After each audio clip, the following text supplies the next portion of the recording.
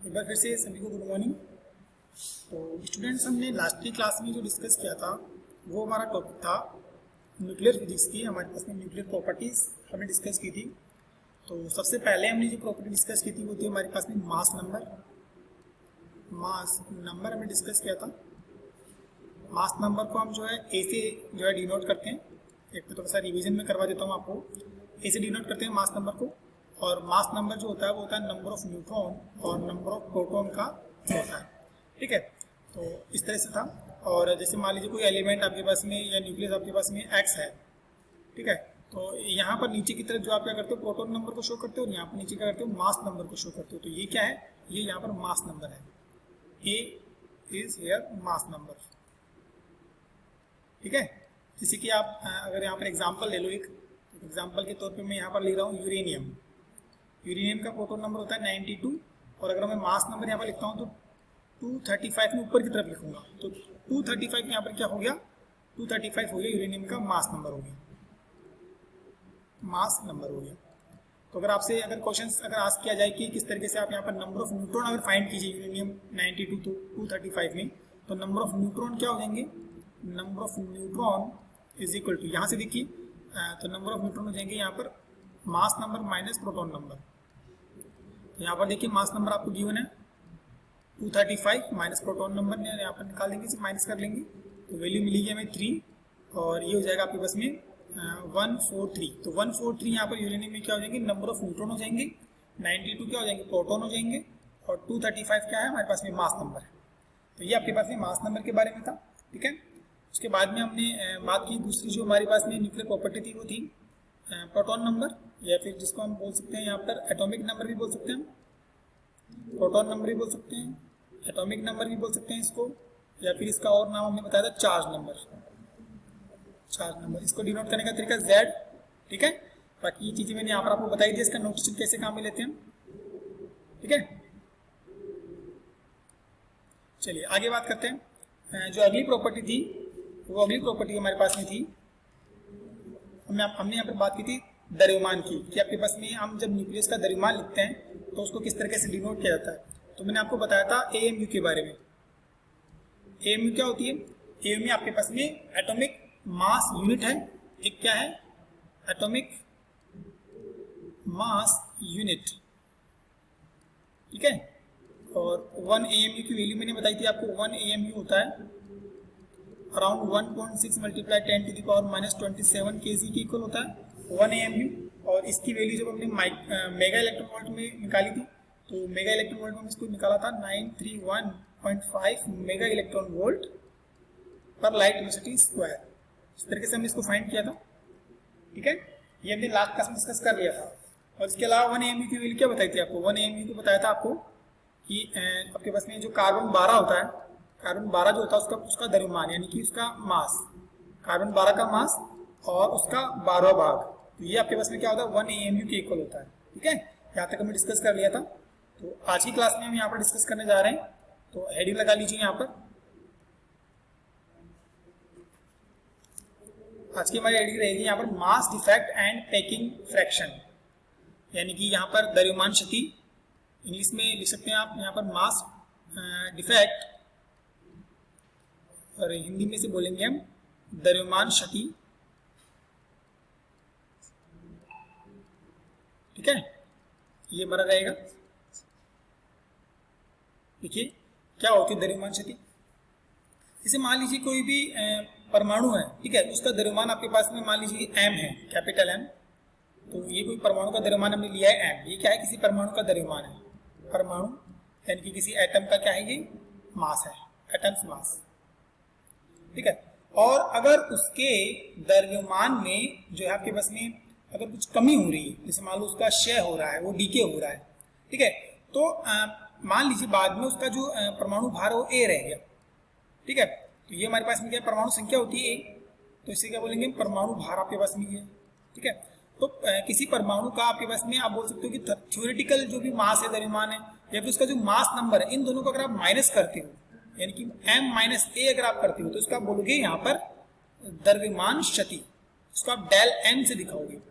किसी भी परमाणु या न्यूक्लियस के परमाणु का जो भार है उसमें से अगर आप द्रव्यमान संख्या को माइनस कर देते हो तो आने वाली वैल्यू क्या कहलाएगी, द्रव्यमान क्षति कहलाएगी, या फिर इसे क्या बोलेंगे हम, इसे हम बोलेंगे मास डिफेक्ट। ठीक है, इंपॉर्टेंट रिजल्ट है ये, इसको थोड़ा सा जो है आप हाईलाइट करके रखेंगे, याद रखेंगे इसे। ठीक है, आगे देखिए अगर हम यहाँ पर मास डिफेक्ट जो हमारी वैल्यू आई है, मास डिफेक्ट में अगर हम द्रव्यमान संख्या का ही भाग लगा दें, यानी कि मास जो डिफेक्ट आपके पास में है m माइनस ए अपॉन m अगर हम कर देते हैं, ये वाला m कैपिटल है ध्यान रखें, तो ये वाली जो वैल्यू है इसको हम बोलते हैं पैकिंग फ्रैक्शन।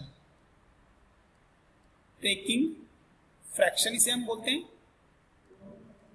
या फिर हिंदी में इसका नाम है संकुलन गुणांक। संकुलन गुणांक। ठीक है, तो इसको यहां तक लिख लो। इनसे रिलेटेड हम न्यूमेरिकल्स भी जो आगे करेंगे अगली क्लासेस में।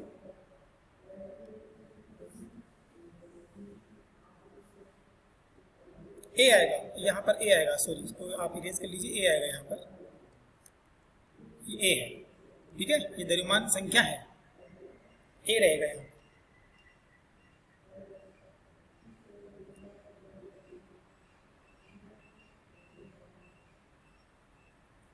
देखिए कुछ चीजें यहाँ पर नोट करने के लिए इनको नोट कर लीजिए आप।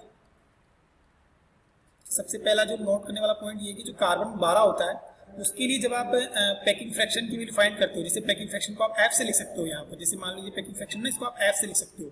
तो कार्बन 12 के लिए जो पैकिंग फ्रैक्शन होता है उसकी वैल्यू क्या होती है, 0 होती है। ठीक है, तो ये वाला पॉइंट आपको याद रखना है। और आपके पास में बहुत ज्यादा लाइट अगर पार्टिकल है, जैसे लाइट एटम है, लाइट एटम और न्यूक्लियाई अगर आपके पास में है, ठीक है, तो लाइट एटम और न्यूक्लियाई के लिए क्या होगा, इसकी एफ की जो वैल्यू होगी वो क्या होगी, देखिए जैसे एम और ए, इसकी वैल्यू अपने पॉजिटिव होगी, पॉजिटिव वैल्यू लिख लेंगे यहाँ पर। ठीक है, लाइट एटम के लिए। और अगर आप बात करते हो हैवी न्यूक्लियस के लिए, हैवी न्यूक्लियाई, तो यहां पर भी वैल्यू क्या होगी, पॉजिटिव होगी। ठीक है, दोनों केसेस में वैल्यू पॉजिटिव होगी। और देखो नेगेटिव वैल्यू कब होगी, ध्यान रखिए जो मैंने लाइट वर्ड यूज किया है और हेवी वर्ड यूज किया है, ये बहुत ज्यादा वैल्यूज के लिए है कि या तो कोई एटम या न्यूक्लियाई बहुत ज्यादा लाइट हो या बहुत ज्यादा हेवी हो, यानी बहुत ज्यादा हल्का हो या बहुत ज्यादा भारी हो, इन दोनों केसेस में जो है वैल्यू पॉजिटिव होगी यहाँ पर। लेकिन अगर हम नॉर्मल अगर मास आपके बस में उसका भार जो है नॉर्मल है, मीडियम है, देन उस केस में वहां पर जो है पैकिंग फ्रैक्शन उसकी वैल्यू क्या आएगी, नेगेटिव आएगी। Eight normal condition, eight normal mass of nuclei. ठीक है,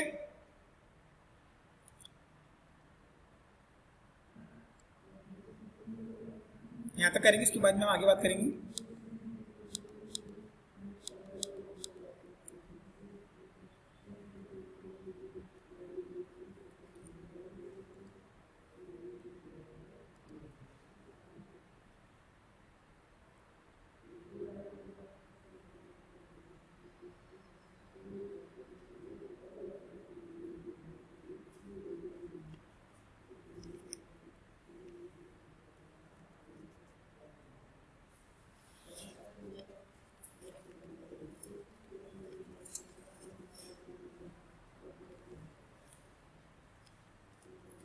चलिए अब देखिए, अब हम बात करते हैं यहाँ पर न्यूक्लियस की साइज की बात करते हैं, यानी कि रेडियस की बात करते हैं।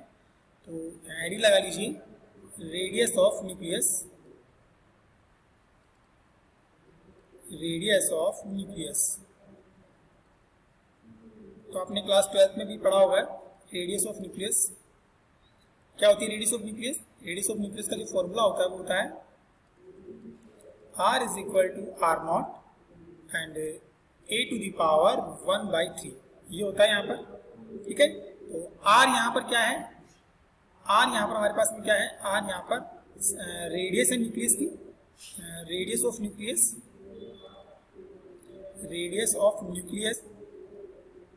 ठीक है, आर नोट क्या है, आर नोट आपके पास में एक फिक्स वैल्यू है और इसकी वैल्यू क्या होती है, इसकी वैल्यू होती है 1.2 फर्मी, या फिर आप इसको देखते हो अबाउट 1.3 फर्मी। 1.2 और 1.3 फर्मी में से कोई एक वैल्यू होती है इसकी, मतलब ये फिक्स वैल्यू नहीं है, कांस्टेंट है हालांकि, लेकिन फिर भी इसका जो वैल्यू है, इसका मान आप कभी न्यूमेरिकल में 1.2 काम मिलेंगे, कभी 1.3 काम मिलेंगे। हाँ, अगर न्यूमेरिकल में गिवन है तो आप जो गिवन वैल्यू उससे करेंगे, और अगर नहीं गिवन तो आप 1.2 काम में ले सकते हैं। और ए क्या है यहाँ पर, ए आपके पास में मास नंबर, ए यहाँ पर मास नंबर है। अब देखिए किसी भी न्यूक्लियस की अगर हम रेडियस की बात करते हैं तो न्यूक्लियस की रेडियस को हम कैसे बता सकते हैं, देखिए जरा। अगर हम यहाँ पर एक न्यूक्लियस ड्रॉ करते हैं, जैसे कि मैंने ये न्यूक्लियस में यहाँ पर ये मैंने एटम ड्रॉ किया यहाँ पर, ठीक है।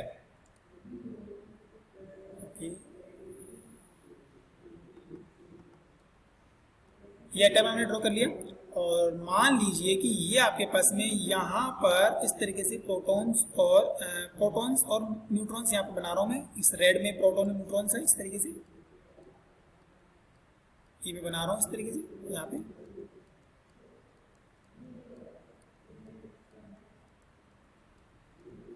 ठीक है, तो इस तरीके से होता है वहां पर। तो कोई एक शार्प बाउंड्री नहीं होती न्यूक्लियस की कि एकदम शार्प बाउंड्री होती है कि दीवार बनी हुई है कोई और हमें पता चले कि यहाँ तक न्यूक्लियस है, ऐसा कुछ भी नहीं होता है।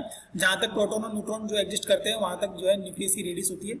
तो जैसे मान लीजिए यहाँ पर कहीं सेंटर है, तो यहाँ से लगाकर यहाँ इसकी जो बाउंड्रीज हम बोल रहे हैं शार्प बाउंड्रीज नहीं है, लेकिन यहाँ आते आते क्या हो गया, प्रोटॉन्स और न्यूट्रॉन्स के बीच की डिस्टेंस क्या हो गई, मैक्सिमम हो गई। तो इस केस में इसी को क्या बोलेंगे, न्यूक्लियस की रेडियस बोलेंगे। ठीक है, यहाँ पर प्रोटॉन और न्यूट्रॉन नहीं, ये मैंने रेड में जो सर्कल बनाई है प्रोटॉन और न्यूट्रॉन सारे। ठीक है, तो इनकी जो डेंसिटी है वो मैक्सिमम जब हो जाएगी तो उस केस में हम क्या बोलेंगे कि यहाँ तक न्यूक्लियस की क्या है, बाउंड्री है, और ये क्या है, न्यूक्लियस है। ये वाला जो पोर्शन है ये वाला न्यूक्लियस है। ये क्या है, एटम है। ये मैंने जो ब्लू सर्कल बनाया ना ये एटम है, और ये आपके पास में जो रेड मैंने पार्टिकल्स बनाए ये प्रोटॉन और न्यूट्रॉन है। ठीक है, तो यहाँ तक क्या है, ये यहाँ तक न्यूक्लियस है।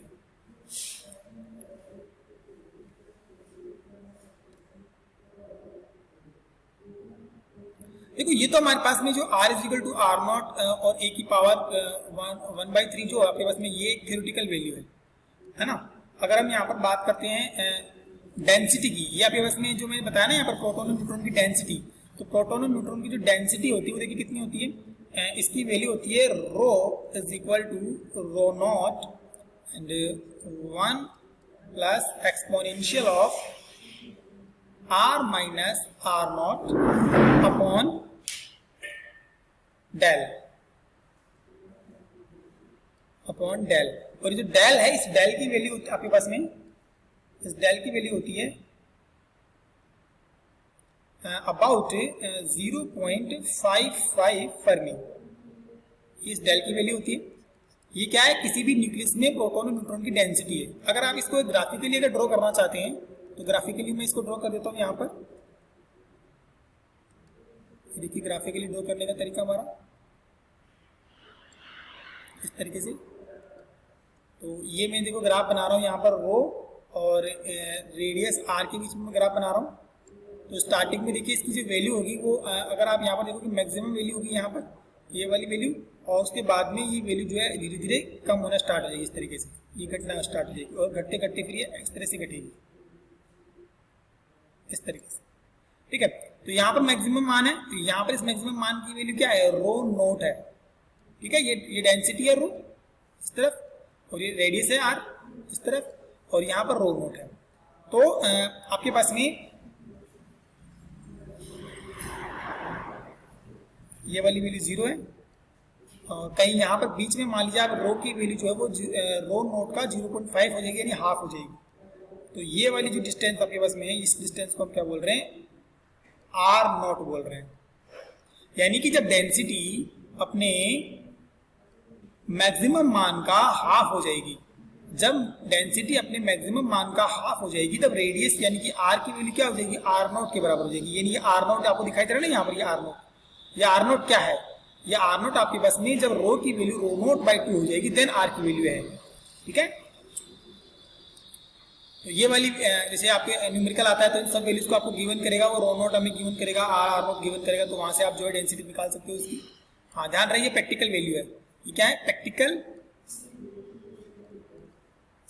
Density of nucleus.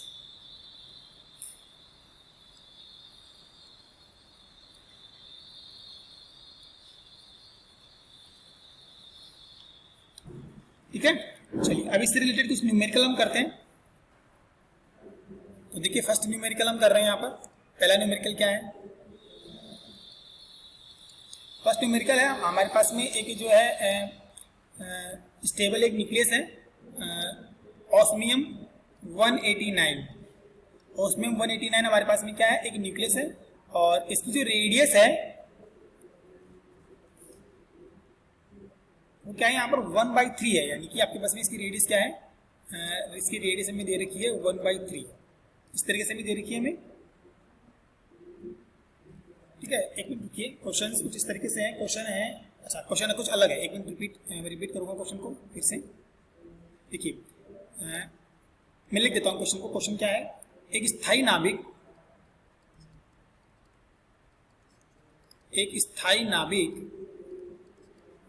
की त्रिज्या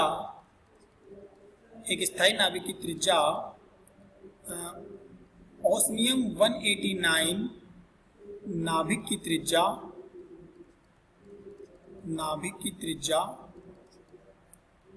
की 1/3 है। यह स्थायी नाभिक कौन सा है? यह स्थायी नाभिक कौन सा है? ठीक है, ये क्वेश्चन हमारा क्वेश्चन है।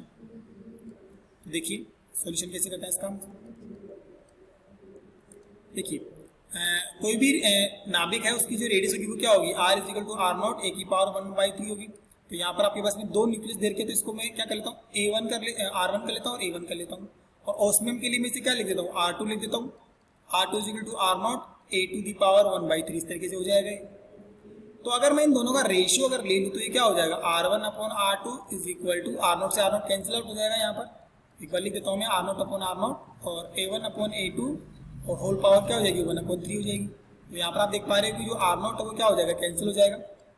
तो वैल्यू हो जाएगी यहाँ पर a1/a2 एंड होल पावर 1/3। अब देखिए क्वेश्चन में साफ लिखा हुआ है कि स्थायी नाभिक की त्रिज्या जो है ऑस्मियम की नाभिक की त्रिज्या की क्या है? 1/3 है। यानी कि अगर यहाँ पर हम ऑस्मियम की त्रिज्या को यानी कि r2 को हम जो है यहाँ पर अगर मान लीजिए r ले लेते हैं तो r1 क्या होगी? r1 उसकी 1/3 हो जाएगी, यानी r1/3 हो जाएगी। तो वैल्यू पुट कर देंगे यहाँ पर हम r1 की वैल्यू पुट कर देंगे r1/3 और r2 की पुट कर देंगे r, ये हो जाएगा a1/a2 and it's whole power 1/3। तो यहाँ भी आप देख रहे हो कि जो आपके पास में r1 और r से r कैंसिल आउट हो जाएगा। और यहाँ पर a1 जो आपको गिवन है, यहाँ पर a1 की वैल्यू देखिए,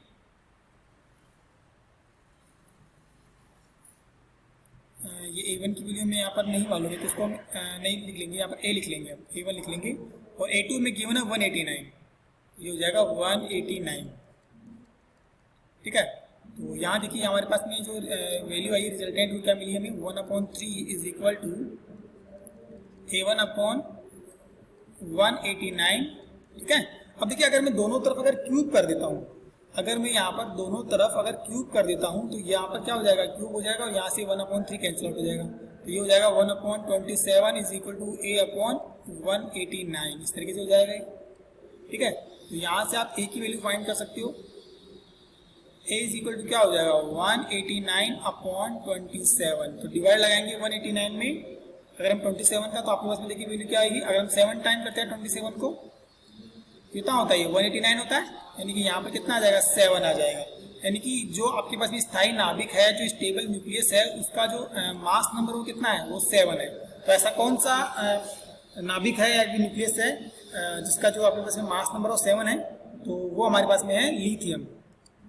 लिथियम जो होता है, लिथियम के लिए आपके पास में एटॉमिक नंबर होता है 3 और जो मास नंबर होता है वो होता है 7। तो लिथियम ये एटम है या फिर न्यूक्लियस है, समझ सकते हो आप इसको। तो इसको कर लीजिए आप, स्क्रीनशॉट ले लीजिए इसका या फिर इसको कर लीजिए आप, और एग्जाम्पल आपकी बुक का है ये।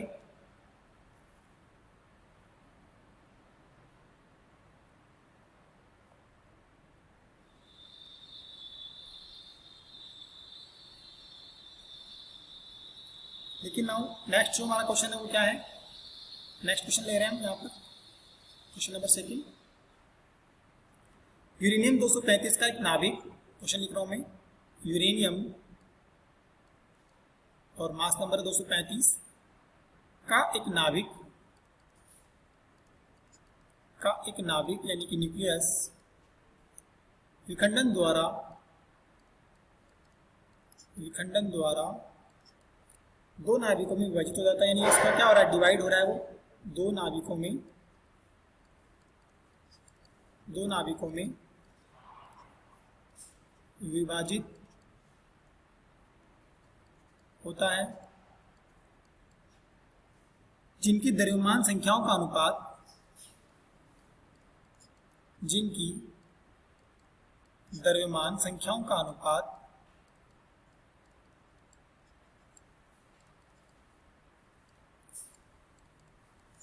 द्रव्यमान संख्या का अनुपात हमें दे रखा है 2:1, ठीक है। उत्पाद नाभिकों की त्रिज्याओं का आकलन कीजिए। तो हमें बताना है कि उत्पाद नाभिकों की त्रिज्याएं क्या होंगी। उत्पाद नाभिकों की त्रिज्याओं का आकलन कीजिए। देखिए क्वेश्चन सभी को समझ में आ गया होगा। हमें एक जो है न्यूक्लियस गिवन है, ये हमारा न्यूक्लियस है यूरेनियम 235, ठीक है। और ये क्या हो रहा है, दो हल्के नाभिकों में ब्रेक हो रहा है, और जो आपके पास में जो दो हल्के नाभिक बन रहे हैं उनकी द्रव्यमान संख्याओं का अनुपात कितना है, 2:1 है, यानी कि वो 2:1 में क्या हो रहा है, विभाजित हो रहा है। तो हमें बताना है कि जो आपके पास में नए नाभिक बने हैं उनकी त्रिज्याएं क्या क्या होंगी, है ना। देखिए इसको कैसे करेंगे हम। सबसे पहले ये जो अनुपात है इससे हम यहाँ पर जो है उन दोनों की द्रव्यमान संख्याओं का अंदाजा लगाएंगे। कैसे, जैसे आप इन दोनों अनुपातों को अगर जोड़ते हो तो क्या मिलेगा, हमें 3 मिलेगा। तो इसका सोल्यूशन कर रहे हैं हम। टोटल मान लीजिए इसका कितना है, यहाँ पर दे रखा है ना आपको 235 है, टोटल 235 है। तो अगर हम पहले वाले की बात करते हैं जिसका आपके पास में भाग कितना है, 2 है, तो 2 को ऊपर लिखेंगे और इन दोनों अनुपातों को जोड़ देंगे, कितना हो जाएगा, 2 और 1 3। तो ये आपके पास में पहले वाले नाभिक की क्या आ जाएगी, द्रव्यमान संख्या आ जाएगी।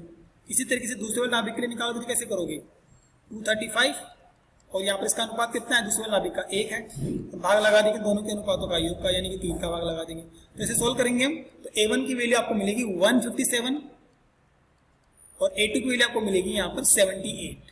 अप्रोक्सीमेट है, अगर पॉइंट्स में आता है तो इसको अप्रोक्सीमेट कर लेंगे, ठीक है। चलिए अब देखिए आपको A1 और A2 की वैल्यू मिल चुकी है, तो आप रेडियस निकालना कोई बड़ी बात नहीं है।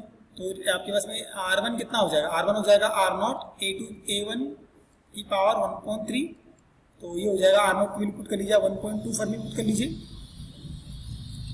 और A1 हो जाएगा 157 और इट्स होल पावर 1/3। इसको सॉल्व करेंगे हम